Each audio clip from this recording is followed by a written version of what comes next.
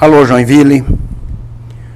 Hoje é uma data histórica, 138 anos do nascimento do Einstein, Albert Einstein, cara que mudou o conceito de ciência, do universo, do tempo e como agimos dentro dele.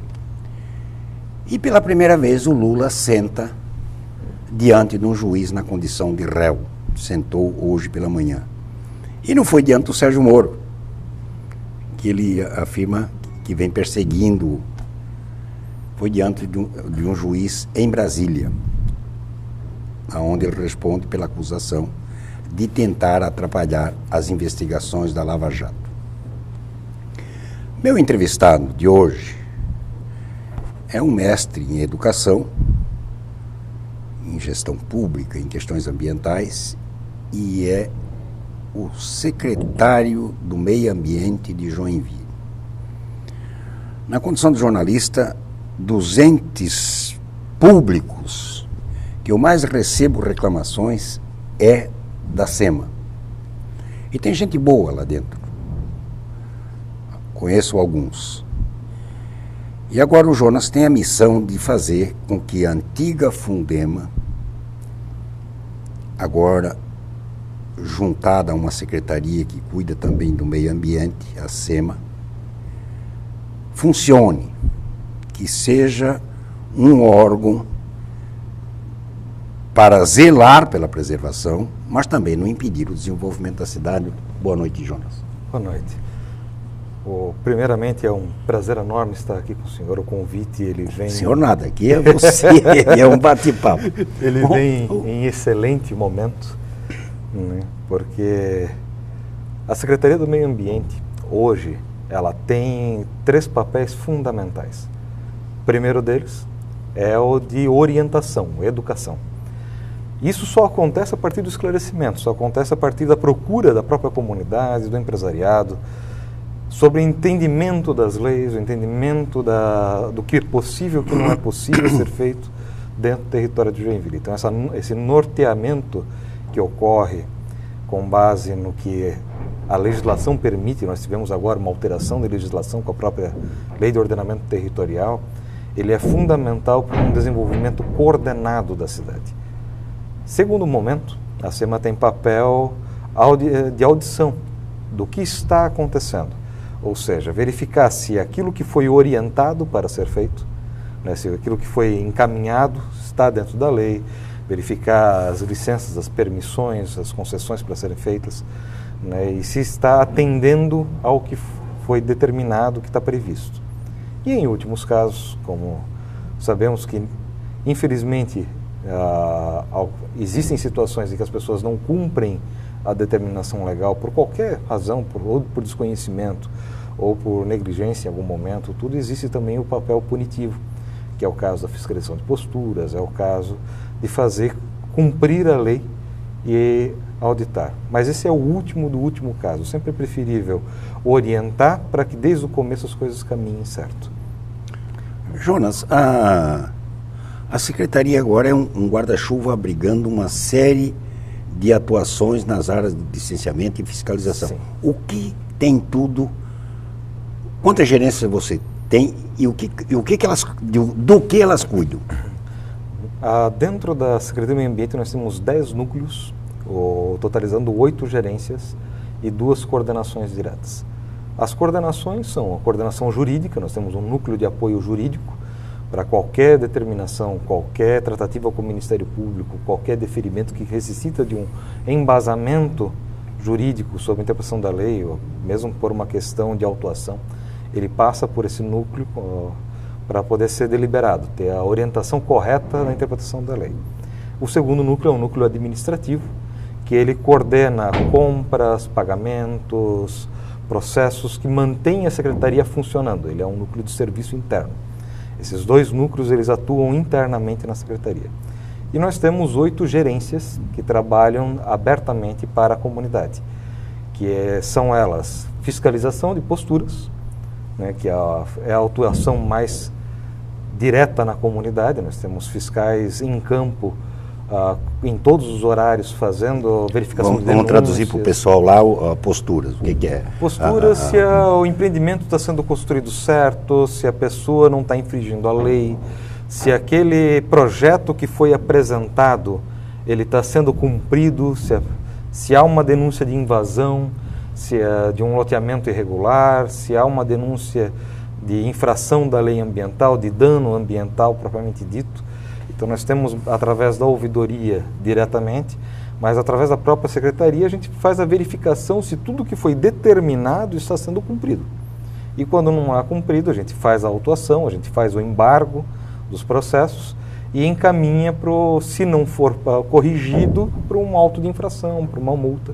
Mesmo vai doer no bolso da pessoa que está infringindo. Para o judiciário. Para o judiciário. Quando há necessidade, nós trabalhamos também fazendo papel em parceria com o Ministério Público, quando há uma denúncia mais forte e tudo.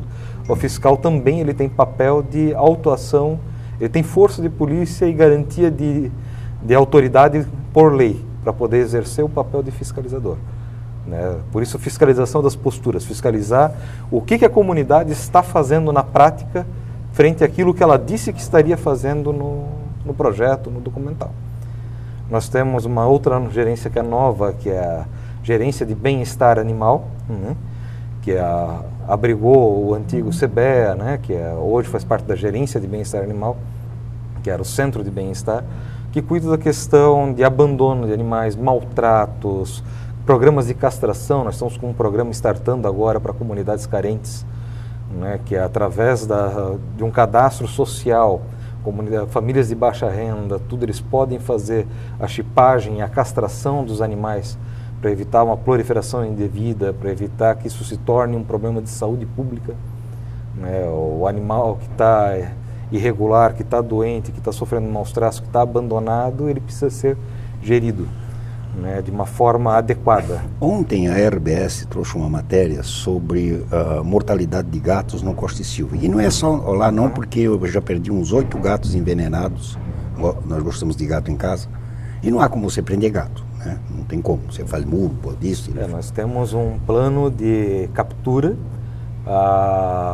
vacinação, né, desde para as doenças básicas, para vermes, para tudo, chipagem e castração desse animal.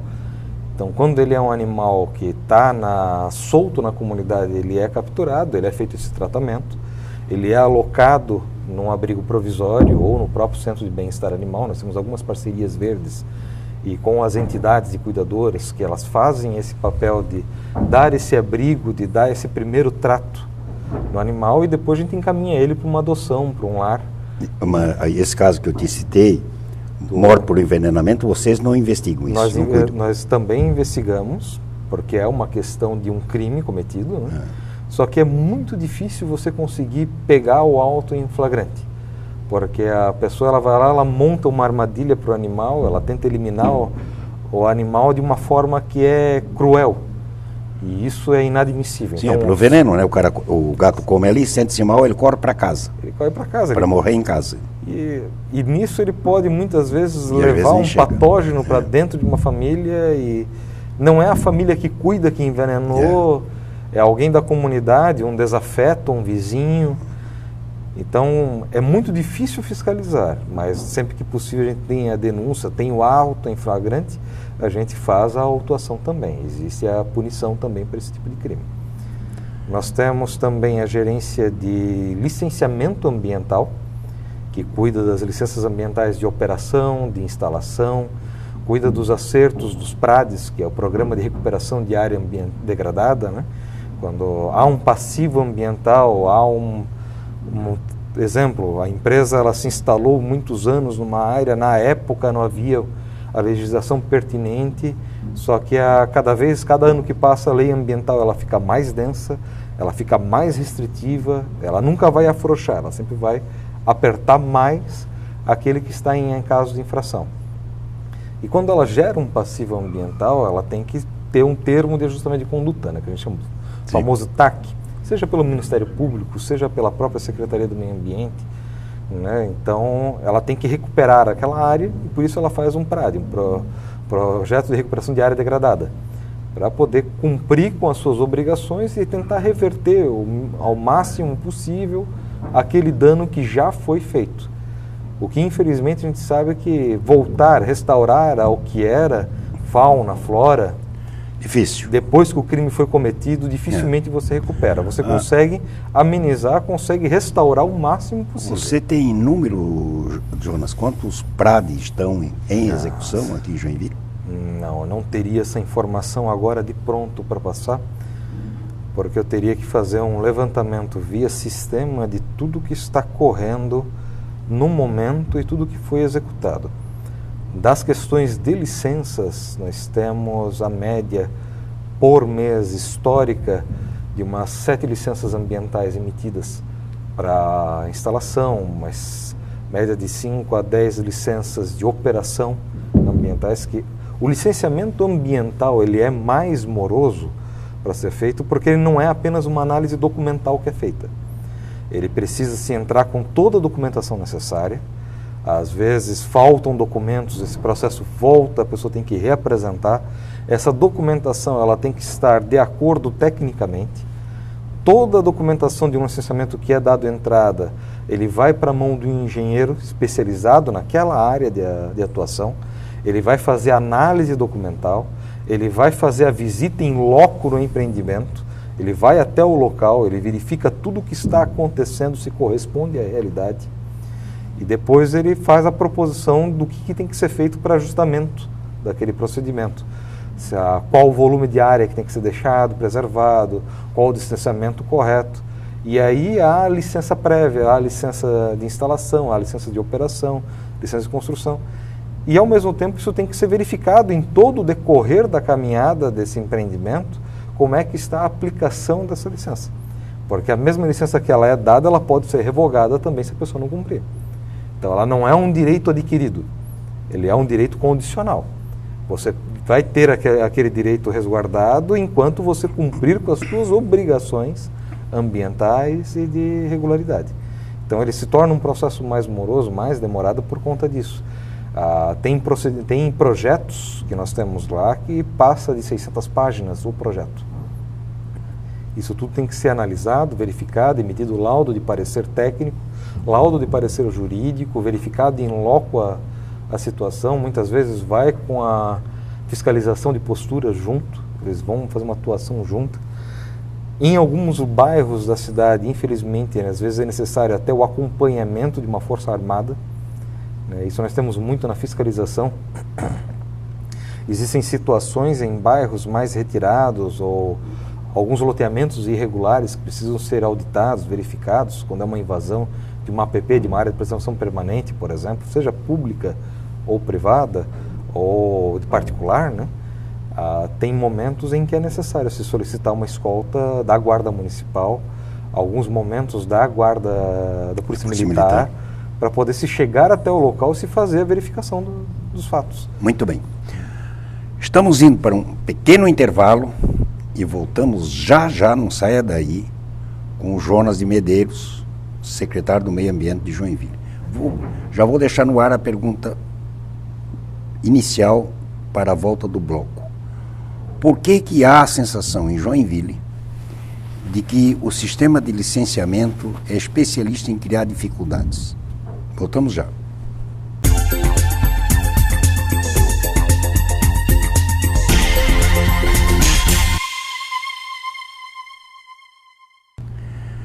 Converso aqui com Jonas de Medeiros, um secretário altamente qualificado com uma missão deveras espinhosa, que é dar dinamismo à Secretaria do Meio Ambiente da Prefeitura. E ao sairmos para o intervalo, eu provocava o Jonas perguntando por que há a sensação generalizada, e se ela é justa, de que o sistema de fiscalização da Prefeitura está lá mais para criar dificuldades do que para ajudar as pessoas que requerem licenciamento para empresas, loteamentos, prédios. Bom, essa questão ela é bem peculiar na nossa região. Joinville, por exemplo, pegando um paralelo com uma outra cidade desenvolvida, que é Jaraguá do Sul, ela tem 4 vezes o território do Jaraguá, 4 vezes a população do Jaraguá, 4 vezes o número de empresas e empreendimentos e 4 vezes os problemas ambientais da cidade. E pelo menos umas 10 vezes mais rios, né? E sem falar da malha hídrica, né? Joinville, se formos olhar na questão de concepção do município, nós começamos na serra e terminamos no mar. Então, metade de Joinville foi feito dentro do mangue e metade foi feito no pé da serra. A gente não se dá conta, um dia, um desses engenheiros da prefeitura, ele me disse: João, você já pensou que só na vertente leste do Morro do Boa Vista tem 18 rios? Exatamente. Nós temos empreendimentos, por exemplo, eu acompanho alguns processos de algumas grandes empresas pela questão das peculiaridades, pelo tamanho da área que ele vai afetar. Teve um empreendimento ali no Distrito Industrial, por exemplo, que há 5 nascentes dentro do terreno. E nem todas elas são nascentes fixas. Tem algumas que são intermitentes. O que ocorre com uma nascente intermitente? De acordo com o clima, com a saturação do solo, ela se torna uma nascente e em épocas de estiagem ela cessa. Desaparece. Então você não pode fazer uma análise para um licenciamento baseado apenas num período de estiagem. Ele não reflete a realidade. Você tem que pegar uma questão histórica, fazer uma sobreposição de mais mapas, de mais acompanhamentos para ter a realidade do local.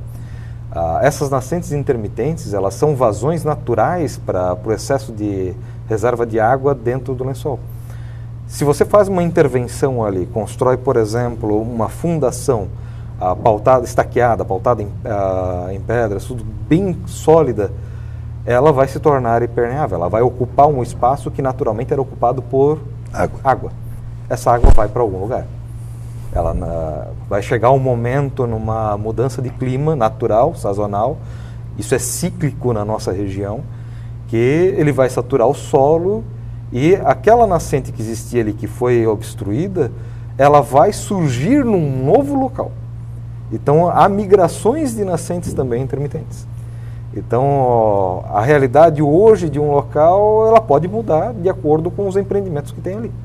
E provocar situações em novos locais, em novos empreendimentos que antes não existiam. Então, essas peculiaridades do nosso solo, da nossa região, elas influenciam em todo o processo de licenciamento. Nós temos, por exemplo, a região das Arrozeiras, ali Vila Nova. É um lençol freático formidável. A nossa grande bacia está subterrânea ali. Né? Tanto que nós temos ali, por exemplo, a água mineral, jazidas de água. E a captação, por exemplo, do Piraí, do Cubatão, começam e desembocam em cima desse lençol.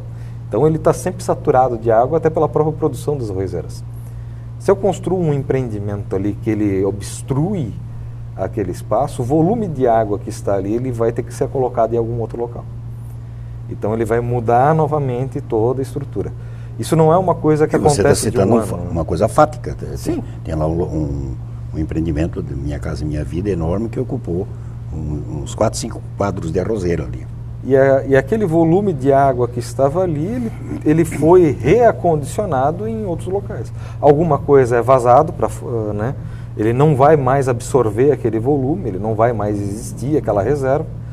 Mas em algumas situações, quando há um excesso de chuvas, por exemplo, o que antes o solo absorvia com velocidade, hoje já não absorve mais.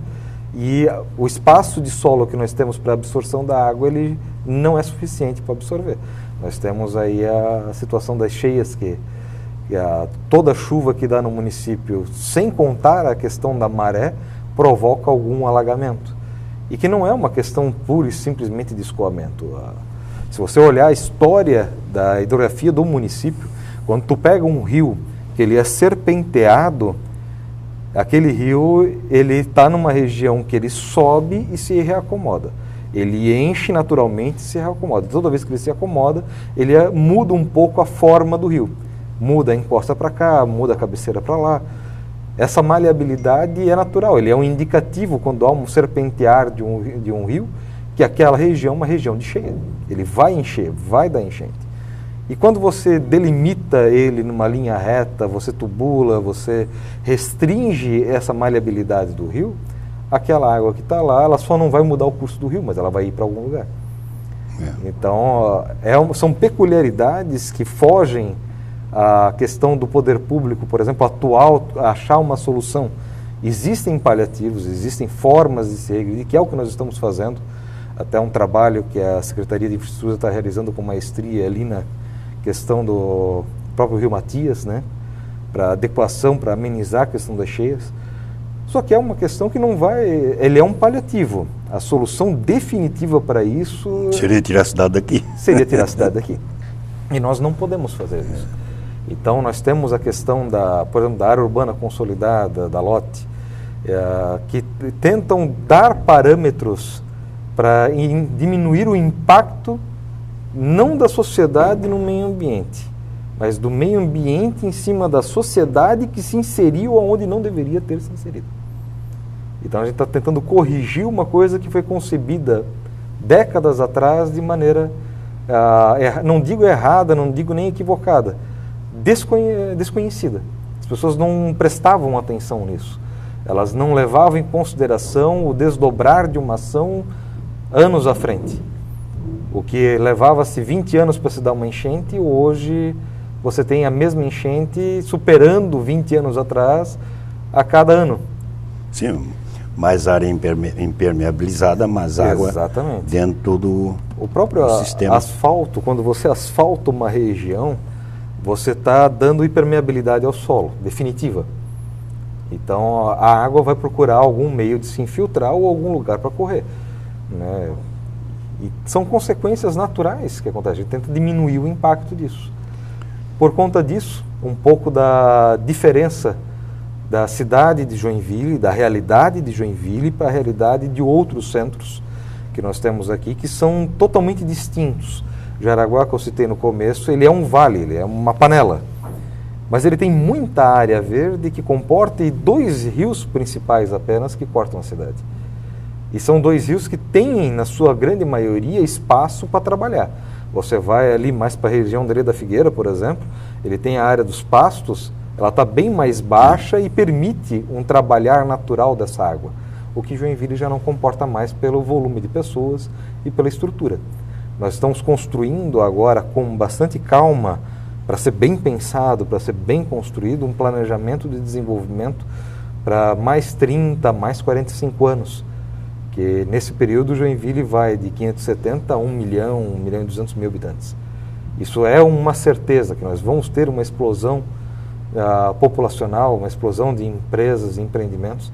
E nós precisamos fazer agora as medidas que são até às vezes amargas, para garantir que nossa próxima geração e nós ainda não colhamos as consequências de atitudes e de ações mal pensadas, mal planejadas nesse momento. Joinville hoje, na parte conurbada dela, já ocupa um perímetro urbano maior que São Paulo. Considerável. Né? E aí você acena com a possibilidade, com o cálculo, né, a projeção, que Joinville vai ter o dobro da população que tem hoje. Onde vamos colocar? Horizontalizar ainda mais a cidade? Por isso que nós precisamos planejar.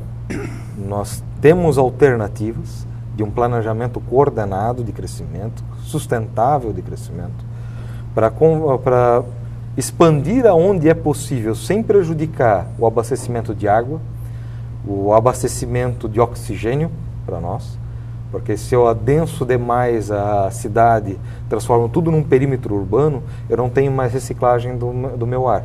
Minha qualidade de vida decai ao mínimo. E aí começam os problemas de saúde, as diversas ites que vêm, sinusite, renite, sim, tudo. E tudo que vem provocado do uso inadequado desse adensamento demográfico industrial.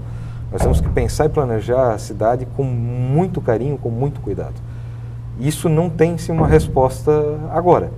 Nós temos o planejamento e a lei de ordenamento territorial, ela veio para isso, quando ela foi concebida, que é dar as diretrizes da ocupação do solo dentro do perímetro de Joinville, para que ele cresça ordenadamente, coordenado, e de uma forma que garanta a sustentabilidade e a qualidade de vida do município nos próximos anos.